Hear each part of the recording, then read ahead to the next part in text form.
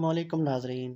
سورۃ حجر کی آیت نمبر 16 کافی عرصے تک میرے دماغ میں معلق رہی۔ اس کا ترجمہ ہے، اور رکھ دیے ہم نے آسمان میں بروج اور خوبصورت بنا دیا اسے دیکھنے والوں کے لیے، لیکن کون سے برج؟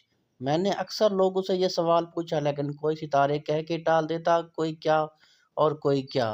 دسمبر 1990 میں ایک بہت بڑی دوربین خلا میں لانچ کی گئی، جس کا نام ہبل اسپیس ٹیلیسکوپ رکھا گیا، اور اس کا کام خلا کے دور دراز علاقوں کی تصاویر لینا تھا۔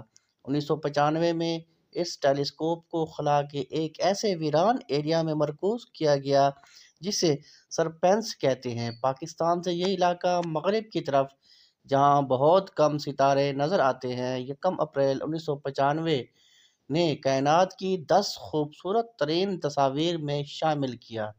در حقیقت یہ تصویر اس قدر خوبصورت تھی کہ اسے 2011 اور پھر 2014 میں دوبارہ نئے کیمرون سے کھینچا گیا۔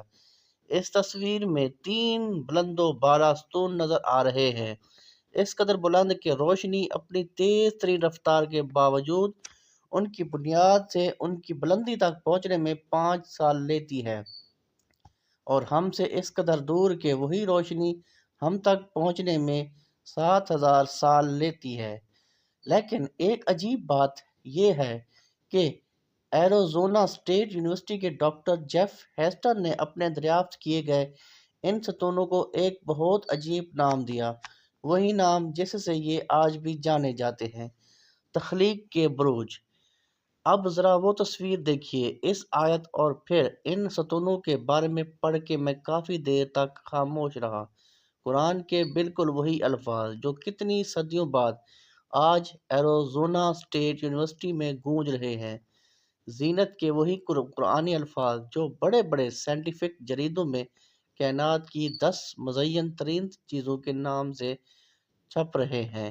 ابھی کیا کچھ سیکھنا باقی ہے، اور کن کن رازوں سے پردہ اٹھنا ہے، یہ سب کچھ کون دکھا رہا ہے، کون سکھا رہا ہے، ان بروج تک ہماری نظر کون لے کر گیا، اور پتہ ہے ذہن میں کیا جواب آتا ہے؟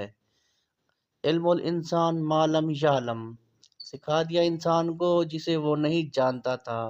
العلق 5، قرآن مجید کی 85ویں سورت البروج میں اللہ رب العزت نے انہی ستونوں کی قسم بھی کھائی ہے: والسماء ذات البروج۔ لیکن اگر سائنس دریافت نہ کرتی تو ہمیں اس بات کا ادراک ہی نہ ہوتا کہ یہ تو ہمیں 1400 سال پہلے بتا دیا گیا تھا کہ آسمان پہ خوبصورت بروج موجود ہیں۔ اللہ اکبر! اور یہ رب المشرقین رب المغربین سے کون سے 2 مشرق اور 2 مغرب مراد ہیں؟ یعنی 2 کائناتیں، دونوں جہانوں کا مالک، سب جہانوں کا مالک، یعنی بہت ساری مائسٹریز ابھی باقی ہیں۔